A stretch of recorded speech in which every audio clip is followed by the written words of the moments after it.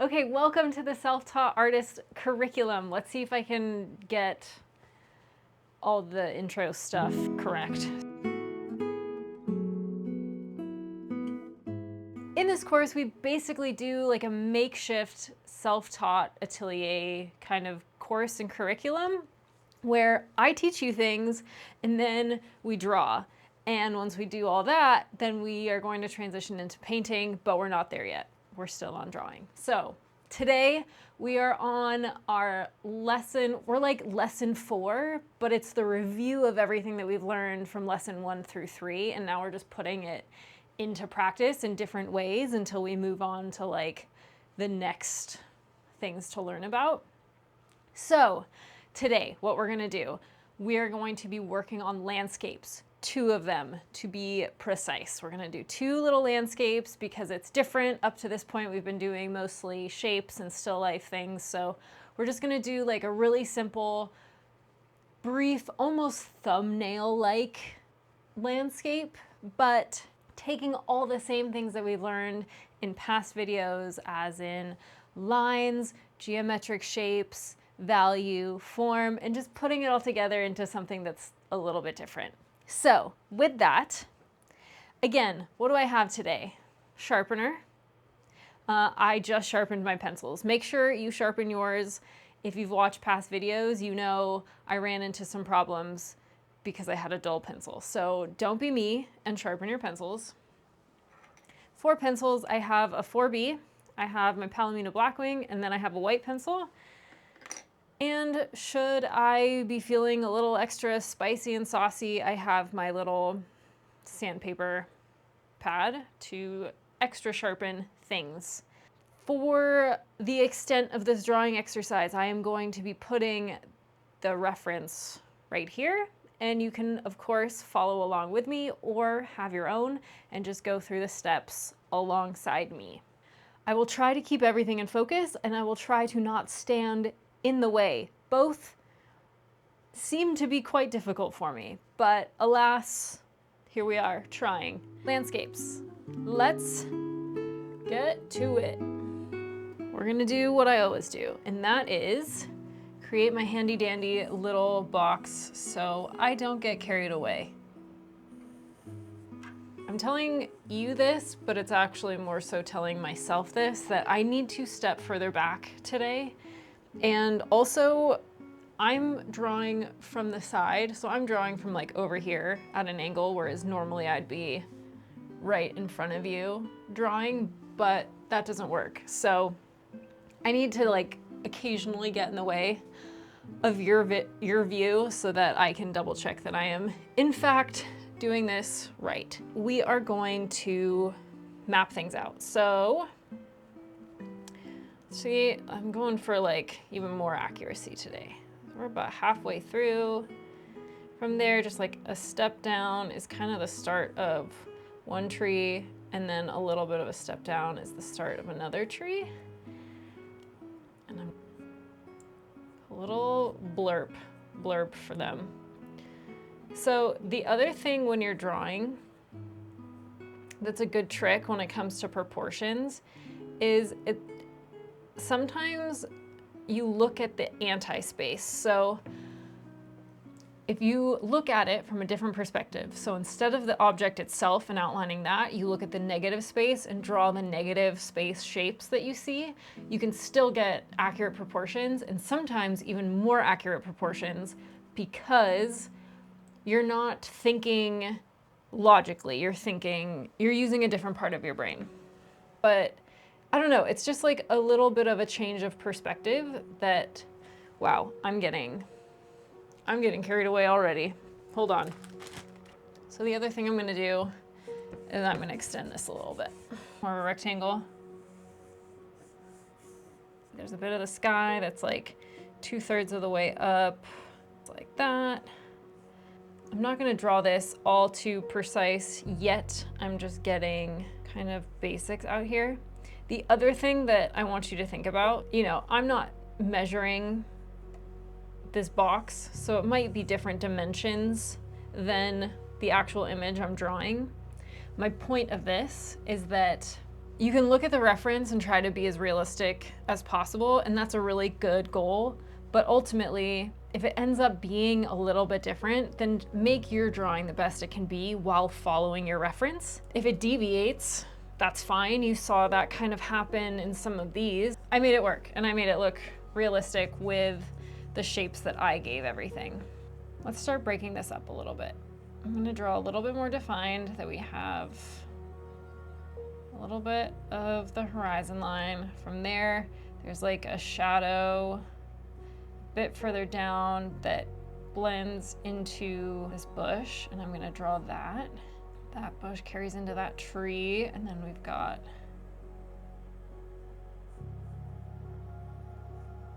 that tree we also carry across, raise a little bit.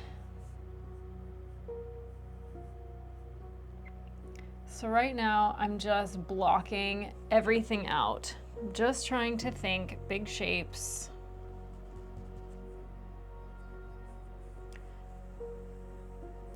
And again, just kind of just mapping everything out and using what I have already drawn to inform where everything else is. So I use like the fact that I have this tree placed somewhere. I use that to put things in relationship. So like where the shadow is kind of where this tip almost falls. It's a little bit to the right of it. So I just use that to map everything out and just orient everything as best I can. Okay, see, I'm sorry. I am gonna change this a little bit. And the only reason that happened is because I didn't measure the relationship between the reference and what I drew. So I maybe drew the dimensions a little bit wrong. Then there's like a chunk here. There's a chunk there. I'm just drawing shapes. Oh, and the sky. Okay, so behind this tree immediately, there's like a cloud here that kind of widens in the center, tapers out. Doesn't need to be perfect. And then there's one here.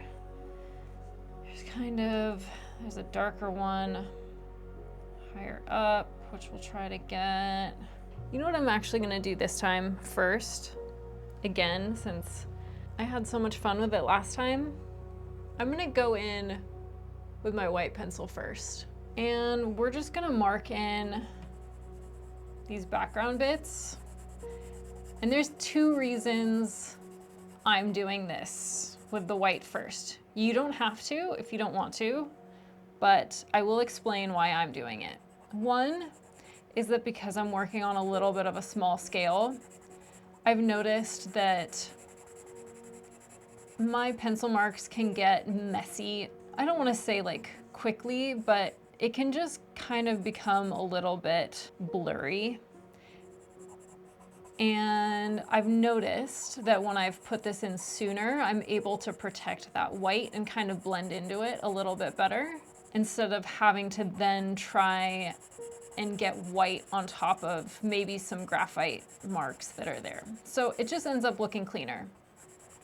The other thing is that I'm not entirely 100% well practiced in working on toned paper. I definitely grew up scribbling on white paper and having to put in all of those values. So that's what it comes down to. I am not as practiced when it comes to using toned paper, and I'm kind of learning as I'm showing you guys as well. And I've noticed that I have a tendency to go a little bit dark, like I was working on white paper. Unless I put in these white values first, then it kind of helps me just have a better frame of reference. So in the tree, I'm just filling in these like little gaps. Again, I can always go over it with graphite really easily and blend it, but I want it there now. Okay, then this path is quite bright. And then over here we have some bright bits.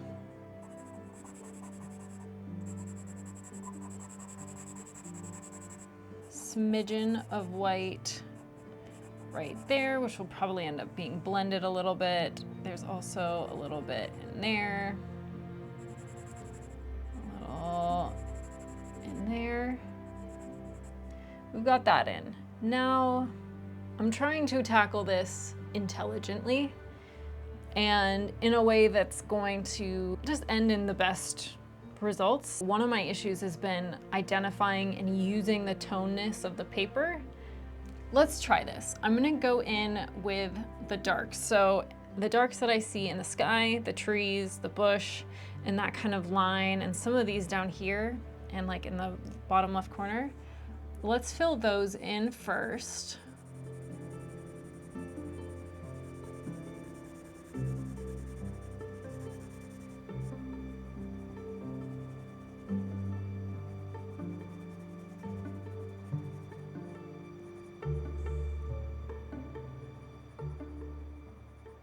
Because this is meant to imply grass, I'm gonna be drawing it in an up-down motion versus a side-to-side, just so that I can really capture and just suggest that grass-like texture.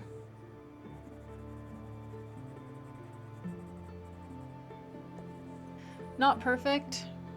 There's obviously way more work to do there, but I plan on coming back. Just kind of getting a general map in of stuff.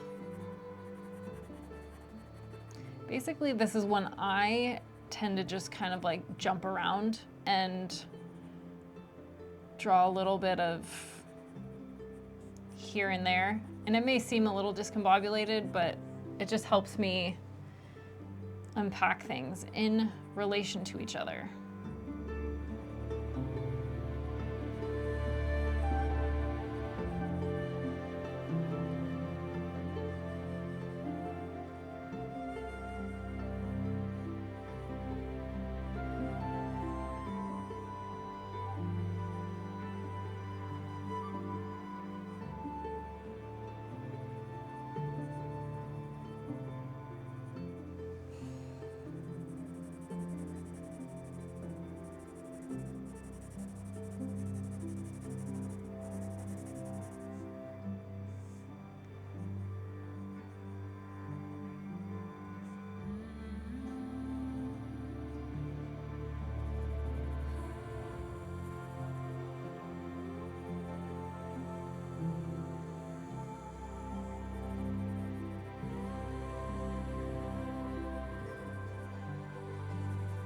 So right now I'm just kind of piecing together some of these values and working back and forth in areas just to make sure I'm not going too dark, but still honoring the relationship. So it's a lot of like questioning, well, is this lighter or darker than that area? Is this lighter or darker than that area? And it's kind of just a matter of piecing it all together. So like some of these are still seem darker than the page. Like some of these clouds seem darker than the paper, but not always by a whole bunch. So I'll like half sketch it in. The areas that I know to be dark, I'm drawing in. The areas that I'm a little unsure about, I'm leaving a little bit blank.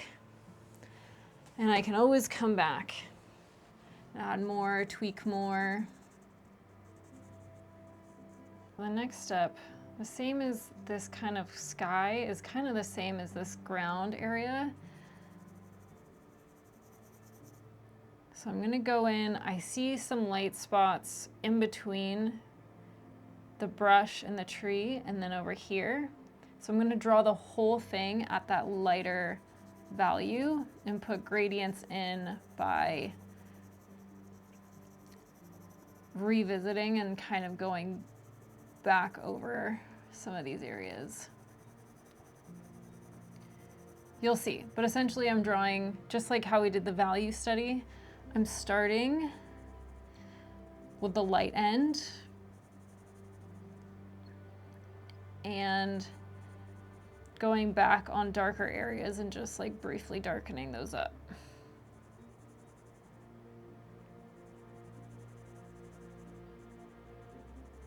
And that's how you best protect those light values and all the gradients. That's how I've found to best respect those gradients.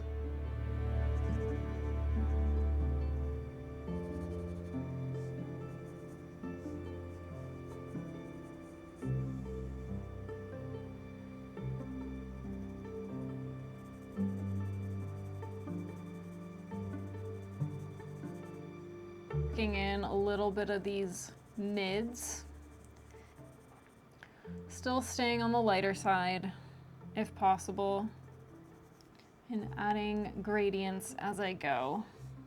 This little patch, there's quite a bit of kind of just gradients and just minute differences between values. So this I'm tackling quite carefully and conservatively. So again, just staying light. Now that I have enough mapped in, I'm staying light because I can always go darker and lighter, but okay, let's get some of this tree in there too.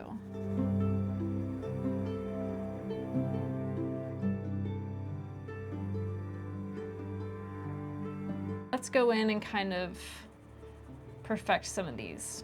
I'm starting with the darkest, and I'm going to work into the lights and kind of blend everything out that way.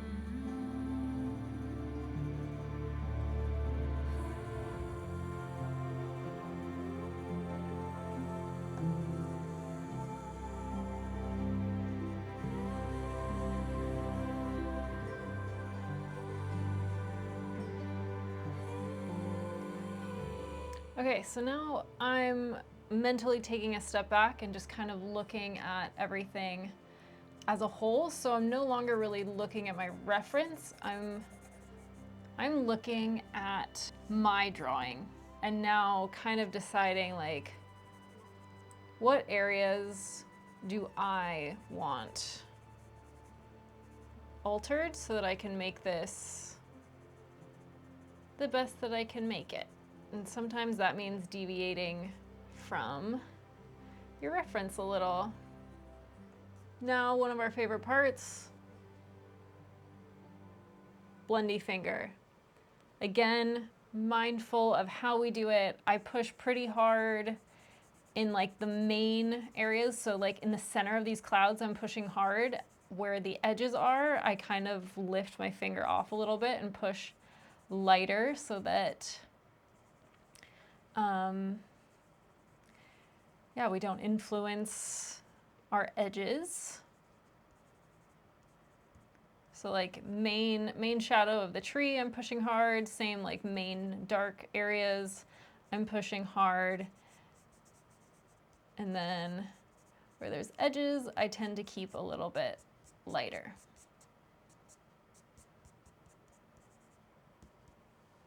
I'm just gonna dull that path down a little bit, and same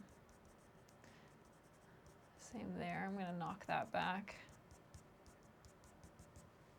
Okay, I'm happy with this. For the sake of experimentation, I'm actually gonna do something. I don't know that I like how bright some of this is, because I kind of want the sky to be the brightest now that I'm looking at it. You don't have to do this in your drawing. This is completely just me experimenting and seeing how far we can push this. But I don't really like how bright this was in relation to the sky. I might like it less now. That's my point, is that I don't know if I'm doing the right thing. I just kind of wanted to see what happened.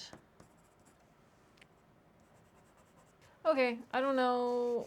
I maybe actually liked it more before. Maybe we can pull the graphite off. Nah, not gonna work. Okay, so I just did that experiment for you. I'm curious, what do you think? Do you like it more now, or did you like it more beforehand? I think I liked it more beforehand, but that's why I'm experimenting. Okay, now that we're done with number one, let's talk about what I think. Well, it's okay. There's aspects I like, as always, but that's why we're here. If you happen to not like yours that much either, it's fine. That's exactly why I created this course, is to just kind of work through the uncomfortableness of not being a master yet. I like the sky. I like the white of the sky. I don't like the white background of the tree, really. For some reason, it kind of bothers me, like right in there. It bothers me a little bit. It like reads maybe too bright, and I could go in and draw that down. We'll see. I might do that. The white down in the foreground, I liked more before, but that's how you learn, by pushing. That's how you learn about going too far, is by pushing it too far. And I honestly was very curious about what it was gonna look like. I think other than that, like if I took that out of the picture, for the most part, like this whole area reads pretty well. The sky reads pretty well. I feel like I have to find out. So let's just, yeah, okay. I don't know. I just did like a little 1-2 over, and I like it more. But is it perfect? No. Is it my first drawing of today? Yes. And my first drawing is always a little rusty, but I'm happy with it, ready to move on and just see what the next one brings us. So let's sharpen our pencils